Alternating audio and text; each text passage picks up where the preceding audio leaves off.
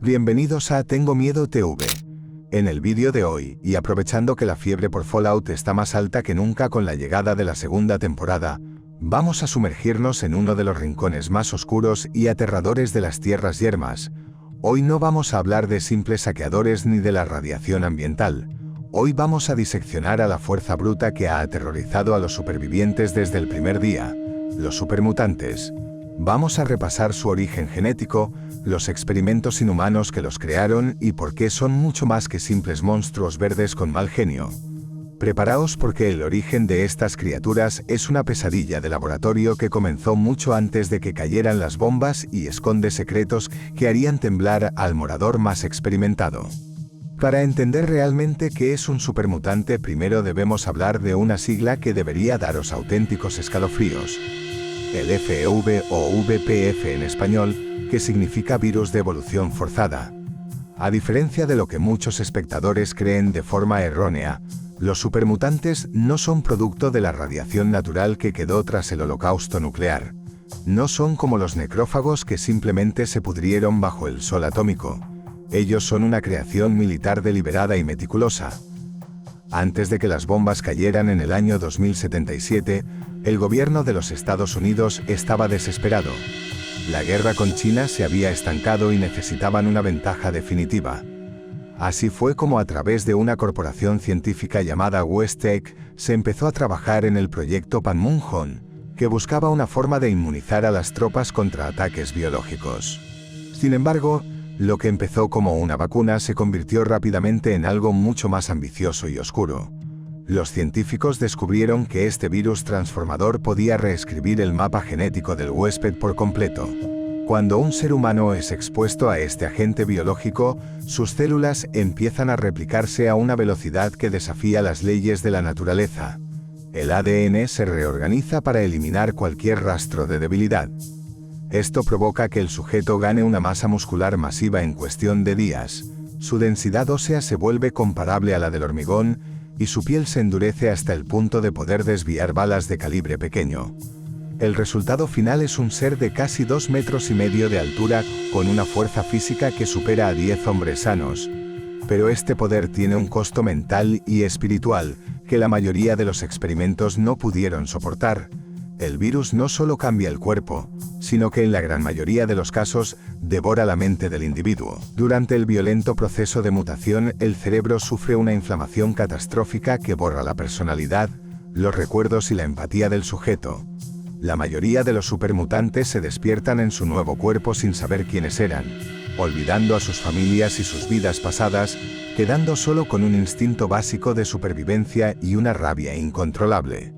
Para entender la magnitud de este horror debemos viajar mentalmente a la base Mariposa, situada en las arenas de California. Este lugar fue el epicentro del desastre. Tras la caída de las bombas, un hombre llamado Richard Moreau, que más tarde se haría llamar el Maestro, tropezó con las cubas de virus que aún quedaban activas. Tras caer accidentalmente en ellas y mutar en una masa de carne y computadoras, el Maestro decidió que la única forma de evitar más guerras en el futuro era convertir a todos los humanos en supermutantes. Él quería crear una raza maestra que pudiera sobrevivir a la radiación y que no tuviera diferencias de raza o credo porque, según él, todos los mutantes son iguales. Esta fue la primera gran generación de estas criaturas, conocidos como la Unidad. Estos eran mutantes organizados, con uniformes y un propósito militar casi religioso. Pero la tragedia se expande por todo el continente de formas muy distintas. Mientras que en la costa oeste el virus se usó para unificar, en la costa este se utilizó para el experimento social más retorcido de la historia. Hablamos de los refugios de Vault-Tec, esos supuestos búnkeres de salvación que en realidad eran jaulas de laboratorio. El refugio 87 es quizás el lugar más infame de toda la capital. Allí, los científicos encerraron a personas inocentes y las expusieron sistemáticamente a diferentes cepas del virus solo para observar cuánto dolor podían soportar antes de cambiar. A diferencia de los mutantes de California, los del refugio 87 son mucho más salvajes y sufren una mutación inestable. Estos seres nunca dejan de crecer mientras vivan. Por eso, con el paso de las décadas, algunos de ellos alcanzan tamaños colosales convirtiéndose en behemoths, auténticos titanes de 5 metros que deambulan por las ruinas de Washington utilizando bocas de incendio atadas a palos, como si fueran martillos de juguete. Lo que hace que la historia de los supermutantes sea tan triste en Tengo Miedo TV es el hecho de que son una especie sin futuro. El virus del que nacen tiene un efecto secundario devastador. Los hace completamente estériles. Sus células son tan perfectas en su regeneración que confunden a las células reproductivas con ADN dañado y las eliminan. Esto significa que un supermutante no puede tener descendencia de forma natural. Para que su especie no se extinga, se ven obligados a secuestrar humanos y lanzarlos a las cubas de virus para transformarlos en uno de ellos. Es un ciclo infinito de secuestro y transformación forzada que los convierte en una plaga que consume todo lo que toca. Estamos ante el espejo más oscuro de la humanidad.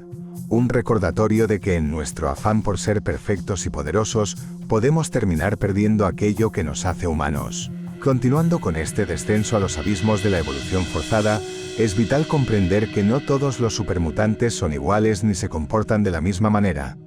Aunque desde lejos todos parezcan moles verdes sedientas de sangre, existe una jerarquía y una variedad de tipos que dependen directamente de la pureza de su ADN original y de la cepa del virus a la que fueron expuestos.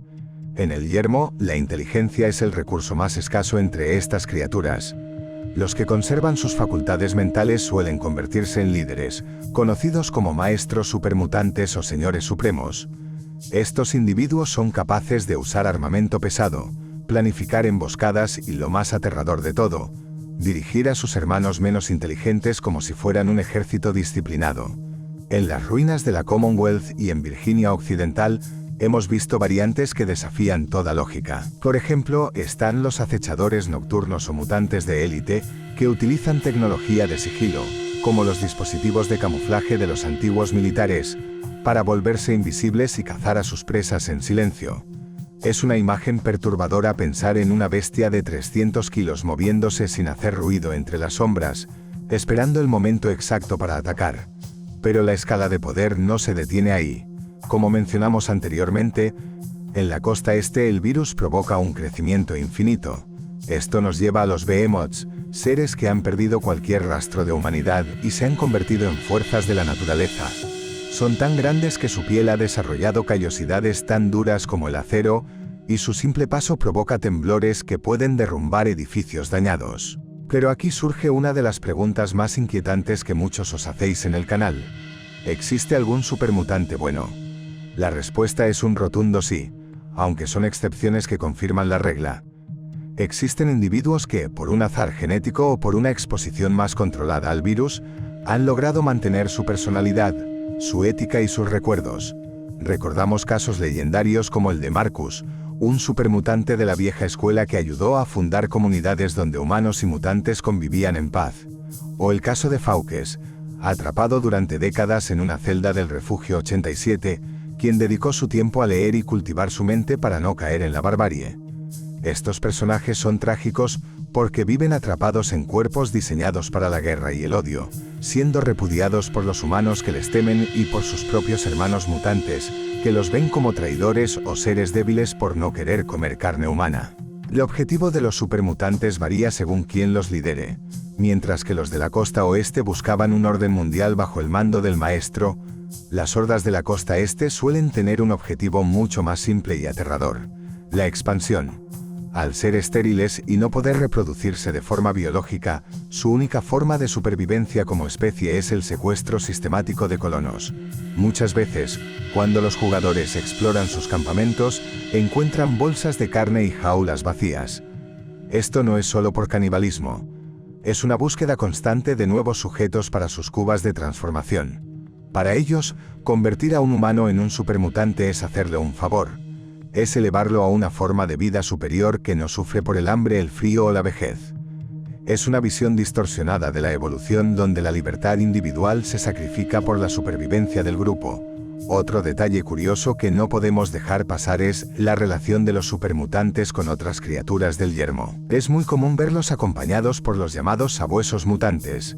Estos perros son el resultado de exponer caninos al mismo virus de evolución forzada. El resultado son bestias sin pelo, con una musculatura hipertrofiada y un sentido del olfato mejorado para rastrear humanos a kilómetros de distancia. Esta simbiosis demuestra que, incluso en su estado de salvajismo, los supermutantes conservan una estructura social y una capacidad de domesticación, lo que los diferencia de simples animales rabiosos. Incluso dentro de su propia especie, existen conflictos internos. Los mutantes inteligentes a menudo desprecian a los más básicos, llamándolos tontos o carne de cañón.